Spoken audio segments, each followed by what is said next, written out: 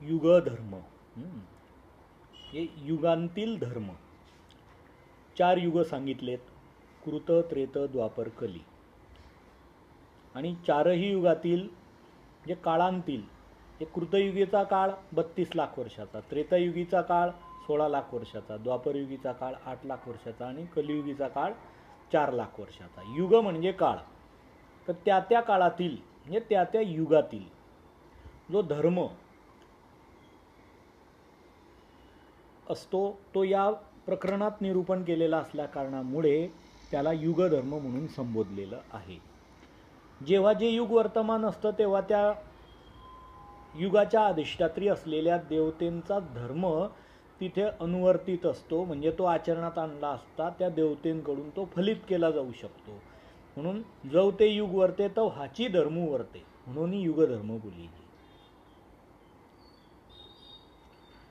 मागे अन्य व्यावृत्ती या प्रकरणामध्ये देवतांचं निरूपण करीत असताना स्वामींनी 9 वचनांच्या धोयांमध्ये चैतन्य देवतेपर्यंतचं निरूपण केलेलं आहे. मग त्या कर्मभूमीपासून तर आदिशक्ती चैतन्य मायेपर्यंत असलेल्या 9 थोव्यांतील 81 कोटी सव्वा लक्ष 10 देवतांचे जे बहिर्याग धर्म आहेत ते या युगधर्म प्रकरणामध्ये सांगण्यात आलेले आहे. बाह्य रूपाने सहजगत्या ते आचरणात आणले जाऊ शकतात म्हणून बहिर्याग. मग तो चैतन्य मायेचा जो बहिर्याग आहे, चैतन्य देवता होय परी परमेश्वरू नव्हे, तो कोणता आणि तो चैतन्य मायेचा बहिर्याग कोठे आचरणात आणला जाऊ शकतो, म्हणजे कोणत्या युगामध्ये आचरणात आणला जाऊ शकतो. त्याचबरोबर पूर्वी या प्रकरणामध्ये निरूपण केलं त्याप्रमाणे कवणे करणे मुंची जेना, कोणत्याही करणे साधनाने देवतांच्या धर्माचरणामुळे मोक्ष प्राप्त होत नाही हे सांगितलं खरं. मग मात्र मोक्ष मिळत नाही, पण मग काय मिळतं?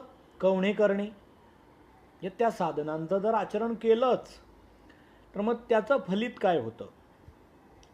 आणि ते ज्या कालखंडामध्ये म्हणजे ज्या युगामध्ये आचरणात आणलं जातं त्या कालखंडाचा त्या युगांचा निर्देश कोणत्या नामनांनी केला गेलेला आहे आणि त्या युगांची त्या कालखंडाची मर्यादा किती आहे. त्या काळामध्ये मग ज्या काळात ज्या देवतेचा धर्म अनुवर्तित असतो त्या काळात इतर देवतांचे धर्म अनुवर्तित होत असतात की नाही, आणि जर ते आचरले जात असतील तर त्याच्यामुळे कोणतं फळ मिळतं. आणि अशा या सर्व प्रश्नांची उत्तरं या युगधर्माच्या पहिल्या 5 वचनांमध्ये समुदाय थोव्यामध्ये निरूपण केलेली आहेत. 32 लक्ष कृतयुग, हे कृतयुगाची कालमर्यादा हे 32 लाख वर्ष इतकी आहे. कृत म्हणजे केले, हे निर्माण केले. युग म्हणजे काळ व्यवस्था,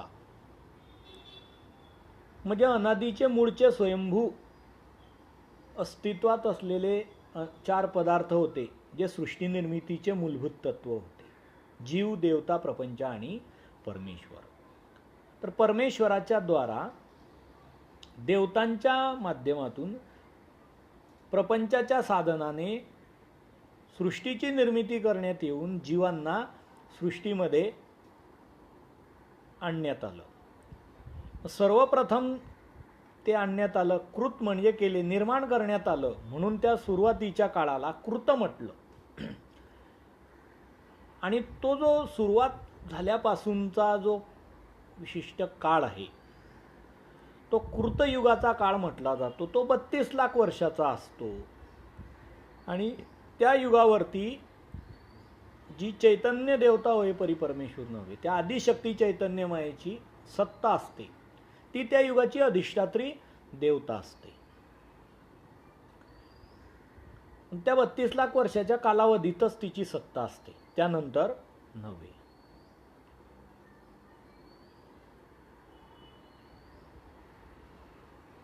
कृतयुगी आत्मोपास्ती हा धर्म या 32 लाख वर्ष कालावधी असलेल्या कृतयुगात आत्मोपास्ती हा धर्म वर्तत असतो. आत्मा अधिक उपास्ती, आत्म्याची उपासना करणे. उप अस्ति, उप म्हणजे जवळ, अस्ति म्हणजे असणे. मग इथे आत्मा असं प्रकरणवशानुसार या चैतन्य अंशाला म्हटलेलं आहे. चैतन्य देवता होय परिपरमेश्वर होय. त्या चैतन्य देवतेचा जो अंश आहे तो जीवाच्या स्वरूपात सृष्टी निर्मितीच्या काळी जेव्हा जीवाला मायेच्या तम प्रदेशातून बाहेर काढण्यात येतं तेव्हा तो लावण्यात येतो. जितके जीव मायेच्या तमात होते म्हणजे अनंत जीव होते, त्या तितक्या समग्र जीवांना तितके जीवांच्या स्वरूपा एवढे म्हणजे एका जीवाचं स्वरूप हे 100 ब्रह्मांड व्यापक भरीव चेतन गोलाकार स्फटिक सदृश्य, तेवढंच अनंत ब्रह्मांड व्यापक हरित वर्णाची भरीव चेतन गोलाकार मायेच्या स्वरूपातून अंश विभक्त होतात. जितके जीव तितके अंश विभक्त होतात जीवा एवढेच. आणि ते प्रतिजीवाला लावण्यात येतात. या हरित मायेच्या स्वरूपातून तम मायेच्या प्रदेशात ते जातात हरित मायेच्या द्वारा, आणि ते जीवांना तिथे लावले जातात. म्हणून त्यांना संलग्न असं म्हटलं जातं. चैतन्यांश लावला जातो, चैतन्य देवता होय परमेश्वर चैतन्य मायेचा, आणि तो समसम्यक प्रकारे लग्न म्हणजे लागला म्हणून त्याला संलग्न म्हटलं. लागल्यानंतर तत्पूर्वी तो चैतन्यांश आहे आणि तो चैतन्यांश चैतन्य देवतेचा आहे. जीवाचं जीवत्व कार्यान्वित होण्यासाठी त्याला आद्यमळ लागावा, म्हणजे सूक्ष्म देह देण्यात यावा, सुखदुःखाचं ग्राहकत्व करता यावं त्याला, या हेतूने. आणि जीव हा नित्य केवळ, केवळ म्हणजे तेथं दुसरे नाही, काही नाही, फक्त तो शुद्धतम निर्गुण चेतनेचा गोळा आहे. म्हणून निर्गुण त्या ठिकाणी त्रिगुणांच्या ऊर्जेशिवाय कार्य करू शकत नाही. निर्गुण भाव नपुंसक असतो, म्हणून त्याला त्रिगुणात्मक आदिशक्ती चैतन्य मायेचा त्रिगुणात्मक चैतन्यांश लावण्यात येतो. ती एक प्रकारची ऊर्जा त्याला कार्य करण्यासाठी चेष्टकत्व प्रेरणा दिली जावी या हेतूनं लावण्यात येतो. आणि त्याशिवाय पर्याय नव्हता. एरवी जीव चेतन असून जड मूळ अवस्थेत होता, कारण तो सुखदुःखाचं ग्राहकत्व करू शकत नव्हता आणि हालचाली करू शकत नव्हता, कारण असमर्थ, सामर्थ्य नाही. मग त्याला सामर्थ्य प्रदान करण्यात यावं शुद्ध चेतनेच्या गोळ्याला. मुळात वस्तू काय आहे? शुद्ध चेतनेचा गोळा आहे तो निर्गुण. त्याला तुम्ही जीव संबोधा, आत्मा संबोधा, चेतना संबोधा, एक पदार्थ आहे तो, वस्तू आहे ती. तो चैतन्यांश म्हणजे संलग्न, त्याला इथे आत्मा असं संबोधलेलं आहे. तो आत्मवत आहे जीवाचा. जीव त्याच्या द्वारा कार्य करतोय, जगतोय, त्याशिवाय तो जगू शकत नाही. सृष्टीमध्ये त्रिगुणात्मक जगतामध्ये सुखदुःखाचं ग्राहकत्व आणि कर्म धर्म आचरण तो करू शकत नाही. मूळचा जो जीव आहे तो अकार्यक्षम आहे, म्हणून त्याला गीतेमध्ये स्थाणू रचलोयम सनातन म्हटलेला आहे. तो अनादीचा स्थाणू अणूसारखा स्थिर अचल. अचल म्हणजे त्याला चेतन जरी असला तरी सामर्थ्य नाही म्हणून अचल. चेतन असून सामर्थ्य असलं, सामर्थ्याच्या द्वारा तो चलायमान होऊ शकला असता. सामर्थ्य नाही म्हणजे केवळ म्हणजे त्याच्याजवळ दुसरं काहीच नाही. ज्ञान नाही, सुख नाही, दुःख नाही, आनंद नाही आणि सामर्थ्य नाही, काहीच नाही. शुद्ध चैतन्य, निर्गुण स्वरूप भाव. म्हणून ते प्रयोजन चैतन्यांश म्हणजे संलग्न लावण्याचं. त्या आत्म्याची उपासना करणे म्हणजे त्याची ध्यान धारणा करणे. मग तो कुठे असतो मानवीय देहामध्ये? तो जीव जसा नखाग्रापासून शिखाग्रापर्यंत ओला पोवलेला असतो समग्र देहामध्ये, नखात नसतो आणि केसामध्ये नसतो, तसं समग्र जीवाच्या स्वरूपात तो कालवलेला असतो, एकरूप असतो झालेला. मग तिथे त्याची दोन्ही भ्रुकुटीच्या मध्ये चित्त स्वस्थ करून त्याची ध्यानधारणा करणे हरितवर्णाच्या ठिकाणी, म्हणजेच ती उपासना आदिशक्ती चैतन्यमयाची म्हटली जाते. मात्र हे जीवा चैतन्याचे भेटे ब्रह्मविद्येवांचोनी न फिटे.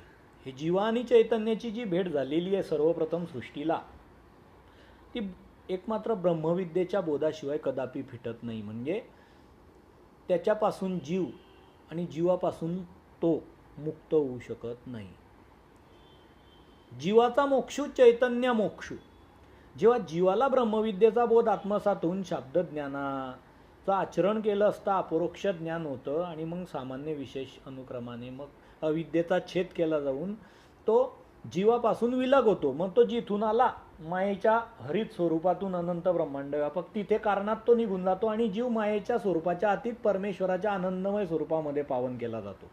जीवाचा मोक्षी चैतन्य मोक्षू. जीवाला मोक्ष मिळाला असता चैतन्यालाही मोक्ष मिळून जातो. परंतु इथे आत्मोपास्ती हा धर्म तो चैतन्य मायेच्या प्राप्ती कारणे आहे, मुक्तीसाठी नाही. हा बहिर्याग आहे, हा देवतांचा धर्म आहे आणि कवणे करणे मुंचीजेना सांगितलं, कोणत्याही साधनाने मोक्ष प्राप्त होत नाही.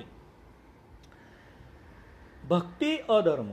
आणि त्या 32 लक्ष कालावधी असलेल्या कृतयुगामध्ये भक्ती करणे हा तिथलचा अधर्म होता. अधर्म म्हणजे तिथलचा अधर्म नाही, म्हणजे पापरूप अधर्म नाही, तर प्रमुख धर्म नाही, म्हणजे तिथे तो चालत नाही, तो खोटा शिक्का तिथला, तो खरा शिक्का नाही. खालील युगातील धर्म वरील युगामध्ये जर आचरला तर अधर्म म्हटला जातो.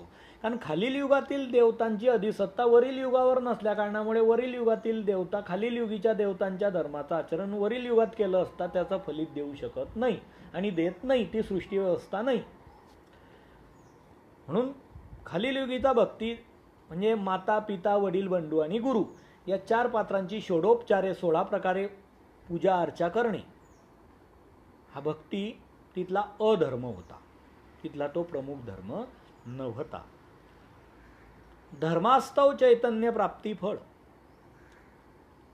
आता 32 लक्ष कृतयुगामध्ये धर्मास्तव धर्म आचरण केल्यास्तव म्हणजे कृतयुगी आत्मोपास्ती हा धर्म आचरला. आत्म्याची उपास्ती म्हणजे चैतन्य संलग्नाची उपासना, त्याची ध्यानधारणा, तर चैतन्य प्राप्ती फळ चैतन्य मायेची प्राप्ती होते. चैतन्य मायेचं चिज्जड सुख फळ असतं.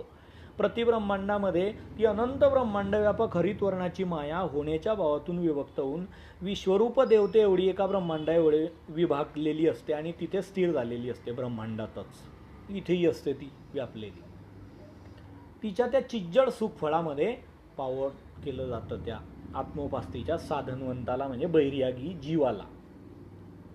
तिथे चैतन्य प्राप्ती जीव भ्रांत होऊन असते. चैतन्याच्या प्राप्तीला जीव भ्रांत होऊन असतो. अत्यधिक मोक्षतुल्य सुख आहे. परमेश्वराच्या खालोखाल परमेश्वराचा मुख्य आनंद तर तो तुल्य त्याच्या समान न्यून किंचित फक्त. पण तेथं च्युतिमंत हा दोषू. चैतन्य फळ मोक्षतुल्य होय, परी तेथं च्युतिमंत हा दोष आहे. पतनशीलता हा दोष आहे तिथला. ते चैतन्य प्राप्ती फळ होत असतं. कारण तो आत्मोपास्ती येते किंवा चैतन्योपास्ती म्हणा.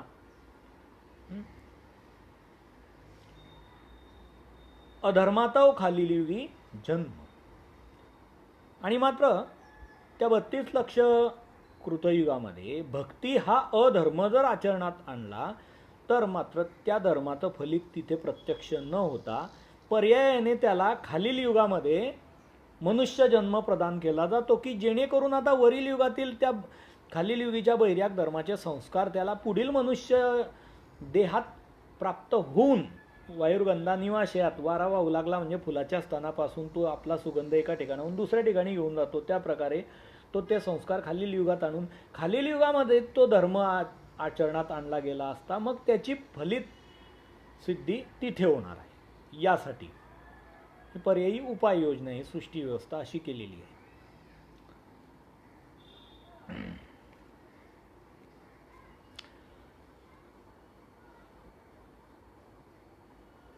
त्या कृतयुगीच्या थोयांमध्ये शेवटच्या मागील वचनामध्ये अधर्माचं आचरण केल्यामुळे खालच्या युगात जन्म होतो असं सांगितलं. तर मग ते खालचं युग कोणतं आणि त्याची कालमर्यादा किती आणि त्या ठिकाणचा धर्म कोणता अधर्म कोणता, धर्म आचरण केल्याने काय होतं, या सर्व प्रश्नांची उत्तरं पुढील 5 वचनामध्ये देतात. 16 लक्ष त्रेत म्हणजे त्रेतायुगाची जी कालमर्यादा होती ती 16 लाख वर्ष इतकी होती. म्हणजे कृतयुगाचे 32 लाख वर्ष संपुष्टात आल्यानंतर काहीच भेदबदल होत नाही युगव्यवस्थेमध्ये, म्हणजे बाह्य रूपाने. जसं जानेवारी महिना संपला आणि फेब्रुवारी महिना लागला, बाहेर काही झालं नाही. ते तुमची व्यवस्था समजून घेण्यासाठी तुम्ही नावं ठेवून दिलेली आहे महिन्याची. तसं ती बाह्य व्यवस्था काहीच बदलत नाही. फक्त तिथे आदिशक्ती चैतन्यमयाची अधिसत्ता संपुष्टात येते आणि पुढील खालील स्थानीच्या देवतांची अधिसत्ता निर्माण होते. मग ते 16 लक्ष त्रेत म्हणजे 3 ब्रह्मा विष्णू महादेव सत्य कैलास वैकुंठीचे, या 3 देवतांची अधिसत्ता त्या युगावर, म्हणून त्याला त्रेतायुग म्हटलेलं आहे. त्या युग कालावधीमध्ये 16 लाख वर्षाच्या. का? आधी चैतन्य देवता होय परिपरमेश्वर होय, त्याच्या खाली विश्वरूप देवता होय, अष्टभैरव देवता होय आणि शिराब्दीचा शेषशाही, या 3 स्थानीच्या देवतांचे धर्म त्या 16 लाख वर्षाच्या कालावधीमध्ये आचरले असता त्यांचं फलित होऊ शकतं. का? आणखी खाली कैलास वैकुंठीची आर्यर ब्रह्मादिक या 3 स्थानीच्या 3 देवतांची अधिसत्ता आणि त्यांचे धर्म, तिथे भक्ती हा धर्म, तिथला माता पिता वडील बंधू गुरु यांची सेवा केली असता त्यांची प्राप्ती होते, म्हणून त्या देवतांची सत्ता, 3 देवतांची सत्ता, म्हणून त्रेतायुग. त्रेती भक्ती हा धर्म. आणि त्या त्रेती 16 लाख वर्षाच्या कालावधी असलेल्या युगामध्ये भक्ती म्हणजे माता पिता वडील बंधू आणि गुरु या 4 पात्रांची षोडोपचारी पूजा करणे, उपासना करणे, हा त्या ठिकाणचा धर्म होता, म्हणजे प्रमुख धर्म होता. तो वरील युगामध्ये कृतयुगात अधर्म म्हटला गेला. खालील युगीचा धर्म वरील युगामध्ये अधर्म म्हटला जातो.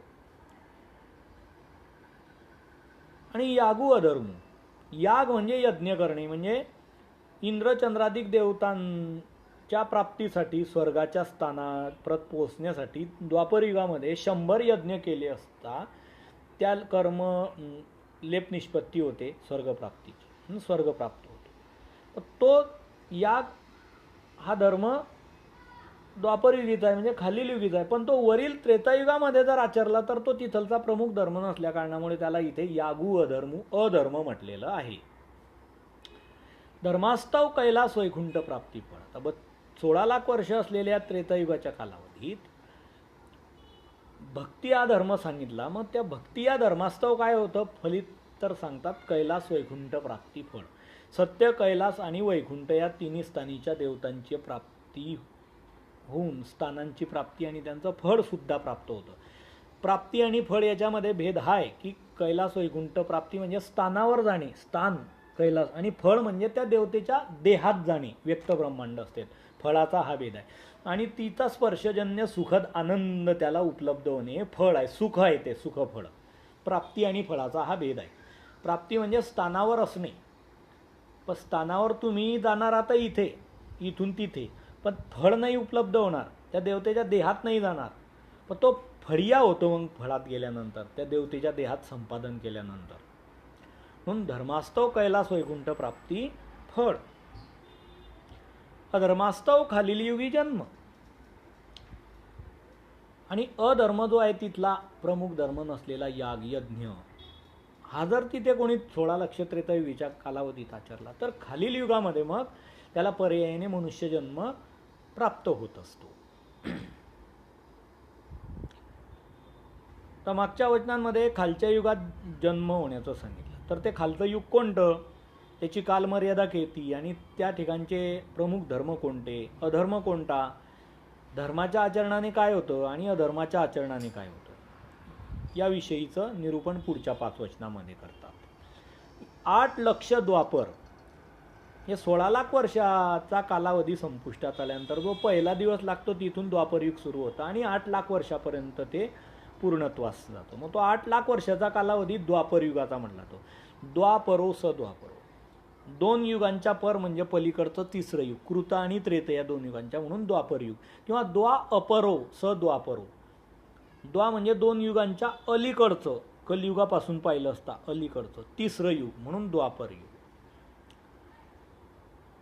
द्वापरी याग हा धर्म. आणि या द्वापर युगामध्ये याग म्हणजे यज्ञ आचरणात आणणे, वेदोक्त पद्धतीने त्रिकोण चौकोन वर्तुळ आकार असे ज्या देवतेला ज्या पद्धतीचे आकार अभिप्रेत असतील तसे हवनकुंड करून अग्नीच्या मुखामध्ये ज्या देवतेला जे इप्सित द्रव्य हवन करायचे असतील त्यांचे प्रिय द्रव्य त्यांचे मंत्रोच्चार करून त्या अग्नीला आव्हान करून त्यांच्यापर्यंत ते सुपूर्द करणे, त्यांना आव्हान करून त्यांना तोषवणे, हा तिथला द्वापर युगातला 8 लाख वर्षाच्या कालावधीतील यज्ञ करणे धर्म होता. हा इंद्रचंद्रादिकांच्या प्राप्तीचा धर्म होता. तीर्थक्षेत्र व्रतदान अधर्म आणि तीर्थाला जाणे, क्षेत्रोपासना करणे, देवतेची प्राणप्रतिष्ठा अधिष्ठान असलेली मूर्ती, का व्रत वैकल्य उपवास तापास करणे, का दान धर्म करणे, अन्नदान, द्रव्यदान, वस्तुदान, गोदान, भूदान आदी अनेक दान आहे. हा त्या ठिकाणचा अधर्म होता, म्हणजे प्रमुख धर्म नव्हता. आणि तो खालील कलियुगीचा धर्म आहे, तो वरील युगात आचरल्यामुळे त्याला अधर्म म्हटलं गेलं. तर धर्मास्तव स्वर्गप्राप्ती फळ, धर्मास्तव 8 लक्ष द्वापर युगामध्ये याग हा धर्म आचरण केला असता स्वर्गप्राप्ती होऊन तिथलं सुख फळ प्राप्त होतं. स्वर्गात जातो आणि इंद्र चंद्र सूर्य यांचा 11 कोटी म्हणून 33 कोटी परिवार आहे. तर 33 कोटी देवतांपैकी ज्या देवतेच्या फळाला प्राप्त होण्याला पूरक असा आचार धर्म घडला असेल, ज्या देवतेच्या संबंधाचे यज्ञ केलेले असतील, त्या देवतेच्या फळामध्ये म्हणजे तिच्या व्यक्तब्रह्मांड असते, ज्या मूर्तीत पावन केला जातो, ती त्या संचारी सुखाचा त्याला अनुभव येतो. आणि ती बाह्य सुख जे अनुभवते बाहेरचं तेही त्याला मिळतं, कारण तो त्या देवतेच्या देहाच्या आत असतो. अधर्मास्तव खालील युगी जन्म. या 8 लक्ष द्वापर युगामध्ये तीर्थक्षेत्र व्रतदाना अधर्म म्हटला, प्रमुख नसलेला, म्हणून पर्यायाने तो जर आचरणात आणलाच एखाद्याने तर त्या अधर्मास्तव, अधर्माच्या आचरणास्तव खालील युगामध्ये मनुष्य जन्म प्राप्त होत असतो.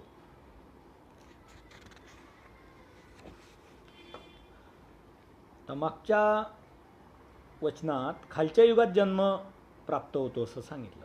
ते खालचं युग कोणतं, त्याची कालमर्यादा किती, त्या ठिकाणचा धर्म कोणता, अधर्म कोणता, धर्माचरणामुळे काय प्राप्त होतं आणि अधर्माचरणामुळे काय प्राप्त होतं, याविषयी निरूपण करतात. की 4 लक्ष कलियुग, खालील युगी जन्म म्हटलं तर ते कोणता युग, तर कलियुग. ते किती लाख वर्षाचं, तर 4 लाख वर्षाचं आहे. हे द्वापरयुगाचे 8 लाख वर्ष संपुष्टात आल्यानंतर पहिला दिवस लागतो, तिथून कलियुग सुरू होतं. कळी म्हणजे आकळी, म्हणजे संकुचित झालेलं युग, आकळलेलं, संकोच बसलेला. तसं कळीचा चुना असतो, कळीचा चुना म्हणजे त्या चुन्यावरती पाणी टाकलं असतं, ते आकळलेला तो फुलतो. जी फुलाची कळी असते ती संकुचित झालेली असते, ते फुलते. फेट्याची कळी असते ती खालपासून संकुचित वरती विकसित असते. कळी या शब्दाचा अर्थ आकळन पावणे, संकोच, संकुचित झालेलं युग म्हणजे काळ. 4 लाख वर्ष म्हणजे संकोच बसला कालावधीला.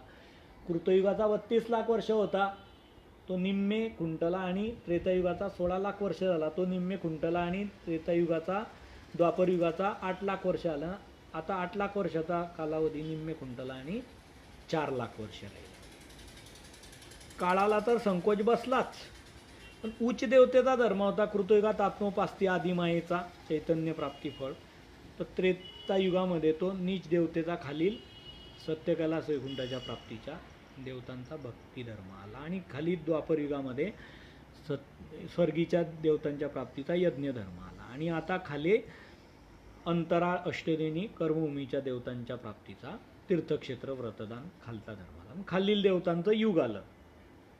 त्यानंतर मनुष्याचं आयुष्य 1 लाख वर्ष होतं, ते 10 पटीने खंडित होऊन 10,000 वर्ष झालं त्रेतायुगात, 10 पटीने खंडित होऊन ते 1000 वर्ष झालं द्वापरयुगात, आणि 10 पटीने खंडून ते 100 वर्ष राहिलं कलियुगामध्ये. आणि आता 100 वर्षानंतर 60-70 वर्ष जास्तीत जास्त जात आहेत, आणि पुढे चालून कृमितुल्य आयुष्य होईल. कलियुग 4 लाख वर्षाचा आहे, तर 5-5.5 हजार वर्ष ढोबळमानाने कलियुगाला सुरुवात होण्याला झाली. कलियुगाचे 4 चरण आहे, 1-1 लाख वर्षाचे, समजा 4 लाख, तर 4 चरण, 4 पार्ट. तर शेवटच्या चरणामध्ये शेवटी कृमितुल्य आयुष्य होईल. किडे जसे 7-8 दिवसात जन्मतात आणि मरतात, तसे लोक जन्मतील आणि मरतील. आणि धर्माधर्मसुद्धा लोपतील. आदिव्याधी रोगराई जास्त वाढेल, अधर्म जास्त प्रमाणात वाढेल, हिंसा अधिक होईल, या संकोच होईल, देवधर्म कमी होईल. मनुष्याची उंची ताळाच्या झाडासारखी उंच होती कृतयुगात, ती कमी होत होत आता 6 फुटाचा मनुष्य झाला. आता पुढे चालून तो अंगुष्ठतुल्य मनुष्य होतील शेवटी. मग या सगळ्याच गोष्टींना युगव्यवस्थेला संकोच बसला. म्हणून जसं ना तसं कलियुग हे 4 लाख वर्षाच्या कालावधीला म्हटलेलं आहे. वास्तवात कलियुगाची सुरुवात झाली कुठून? कृतयुगापासूनच. संकोच बसत आला, कमी होत आलं सगळ्याच गोष्टी. कलियुगी तीर्थक्षेत्र व्रतदान हा धर्म. आणि कलियुगामध्ये म्हणजे या 4 लाख वर्षाच्या कालावधीमध्ये जर तीर्थक्षेत्र व्रतदान आचरले तर हा तिथला धर्म म्हटला. तो तिथला तीर्थावर जाणे, म्हणजे ज्या ठिकाणी देवतेचा लीळा विग्रह क्रीडलेला आहे, तिच्या चरणाने ते तीर्थ पावन झालेलं आहे. ते नदीचं पात्र, क्षेत्र, एखाद्या नदीच्या किंवा तलावाच्या पाण्याच्या साठ्याच्या शेजारी जर देवतेची प्राणप्रतिष्ठा केलेली असली तर ती क्षेत्र उपासना तिथे जाऊन. व्रत म्हणजे पद्मपुराणात शेकडो व्रतवैकल्य आलेले आहे.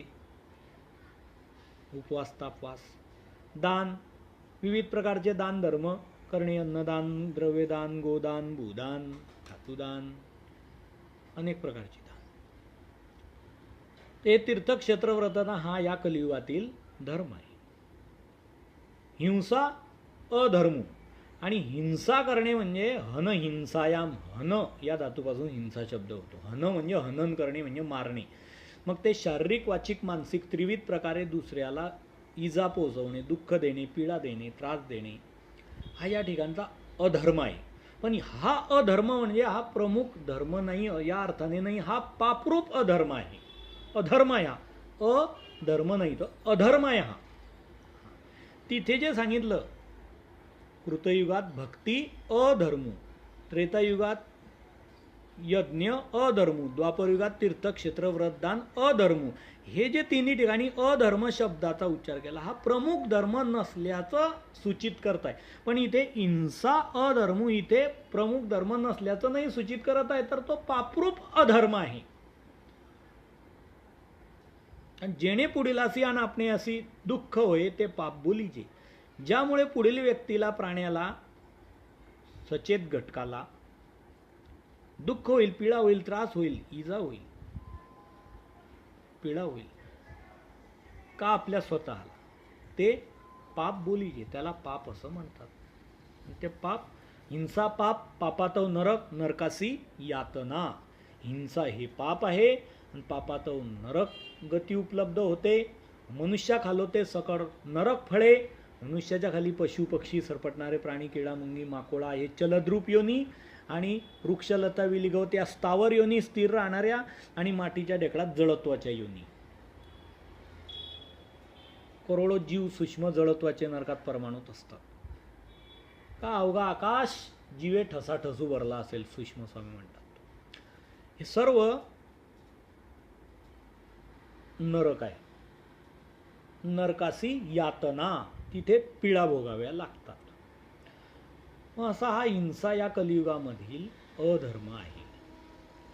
धर्मास्तव अंतराळ प्राप्ती फळ. आणि या 4 लक्ष कालावधी असलेल्या कलियुगामध्ये तीर्थक्षेत्र व्रतदान हा धर्म सांगितला. त्या धर्माचं आचरण केल्यामुळे अंतराळ स्थानीच्या देवतांची प्राप्ती, अंतराळ स्थानाची प्राप्ती आणि त्यांचं फळ म्हणजे सुखफळ प्राप्त होत असतं.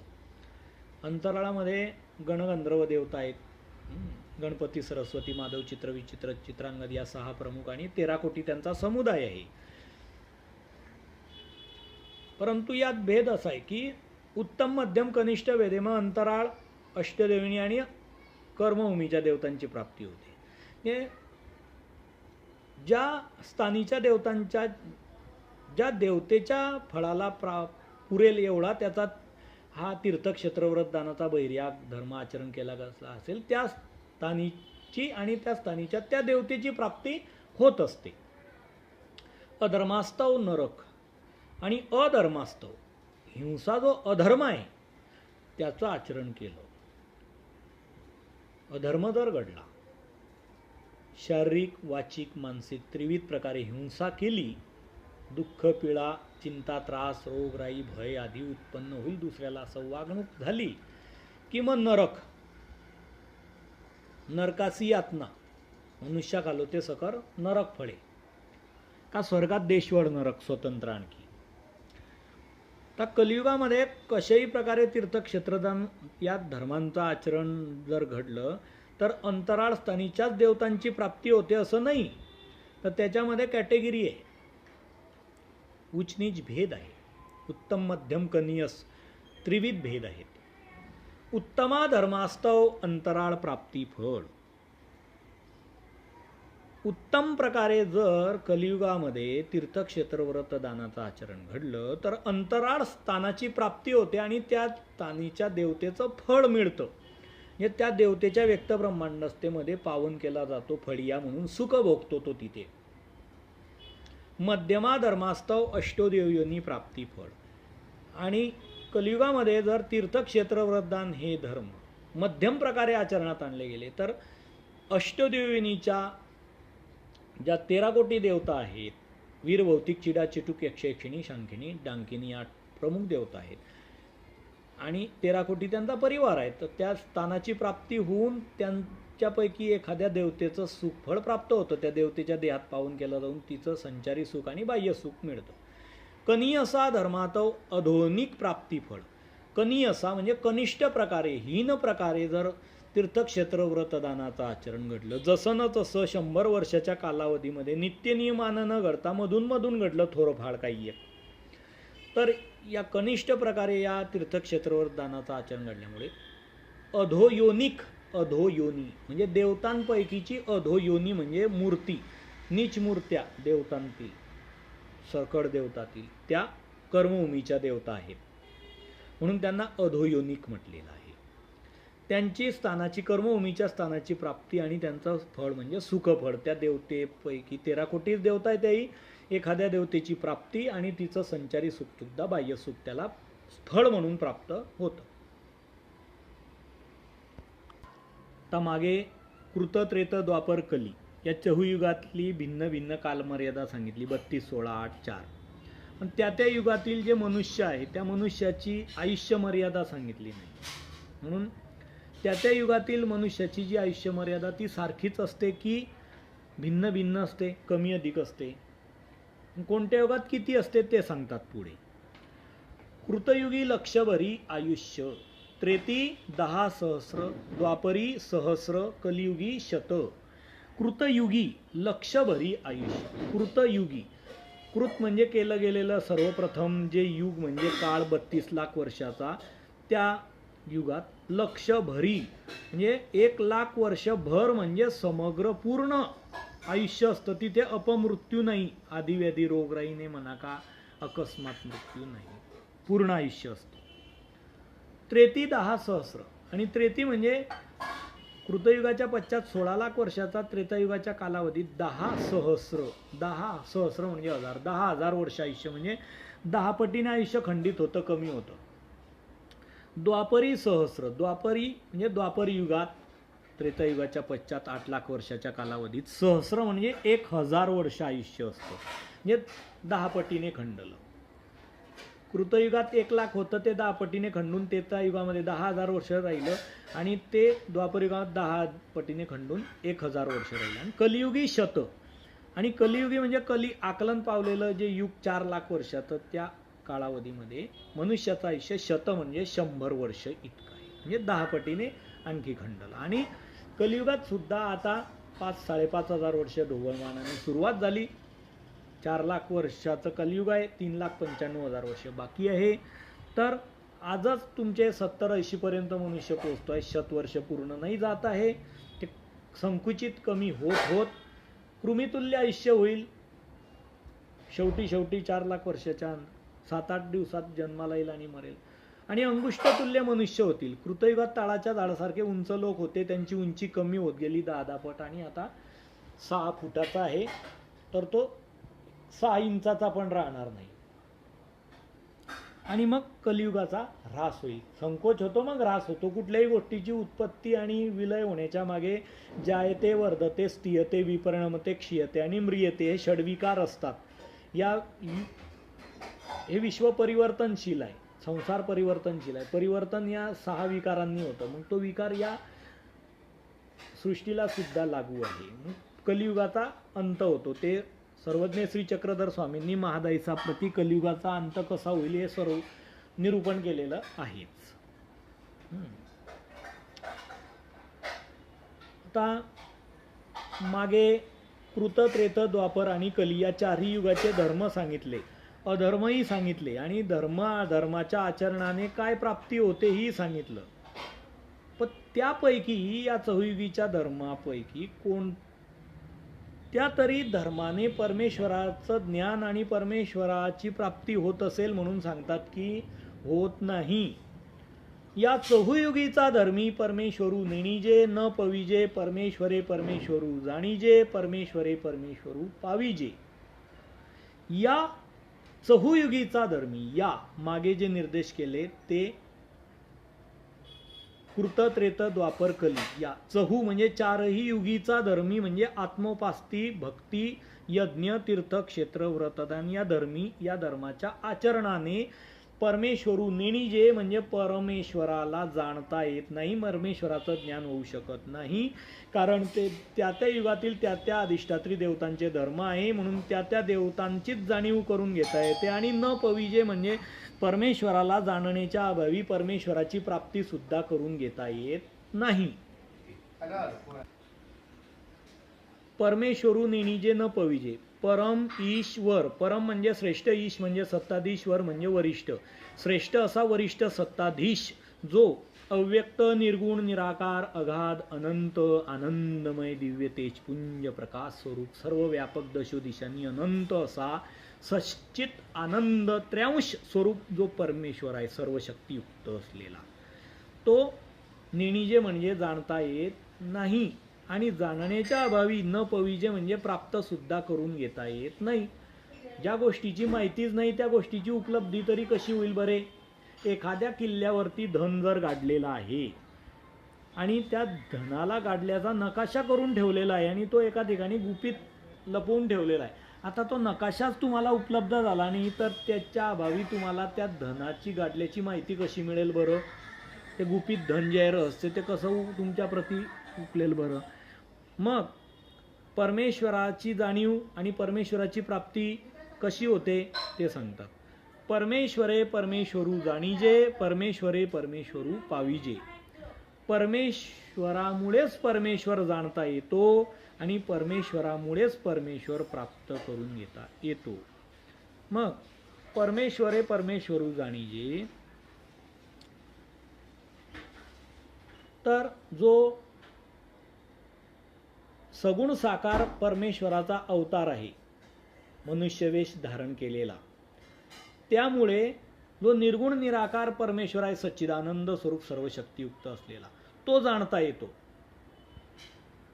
आणि तो जो निर्गुण निराकार आहे, सच्चिदानंद स्वरूप सर्व शक्तियुक्त, तो स्वयं मनुष्य वेशामध्ये जेव्हा येतो युगायुगामध्ये धर्म संस्थापनेकरिता, तेव्हा तो निरूपण करतो की मी कसा आहे ते म्हणून. मग ते महावाक्य आणि निर्वचन या 2 प्रकरणांमध्ये सर्वज्ञ श्री चक्रधर स्वामींनी निरूपण केलेलं आहे. का भगवान श्रीकृष्णांनी गीतेमध्येही निरूपण केलेलं आहे की मी निर्गुण निराकार परमेश्वराचा अवतार आहे म्हणून. त्यावरून निश्चिती होते की हा परमेश्वराचा अवतार आहे म्हणून.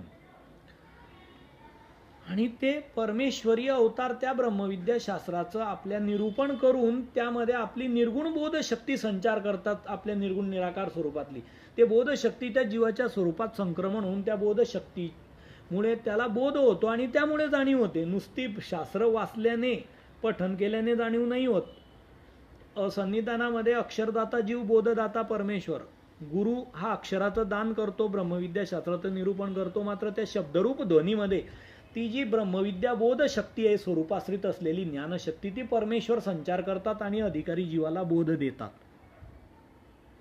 अवघ्या सभेसी निरूपण एक परी अधिकार भेदे उमट. सभेमध्ये हजारो लोक असतील बसलेले, सगळ्यांना एकच निरूपण होत असेल पण अधिकार भेदानुसार उमट होईल. सर्वांनाच बोध होणार नाही.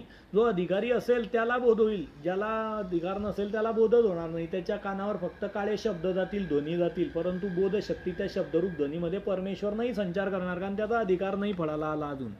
असेल त्याचा अधिकार पुढच्या जन्मात फळाला यायचा, पण आता त्याला अधिकार नसल्यामुळे अनुक्रम न करण्यामुळे बोध देणार नाही.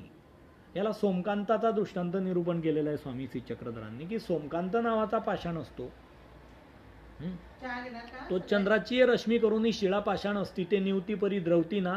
चंद्राचे सूक्ष्म असे जे शीतल किरण असतात त्याने दिवसभराच्या उन्हातानातून तपलेले शिळा पाषाण जे असतात, दगड गोटे कडक टणक, ते निवतात, थंडावतात, परंतु द्रवत नाही.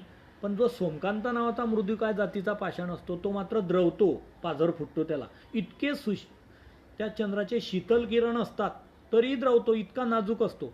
तसे परमेश्वराच्या सन्निधानी एकू अधिकारी असेती, एकू अनधिकारी असेती. अधिकारी असेती तयासी बोधदातृत्व होय, अनधिकारी असेती तयासी सुख विशेष होय.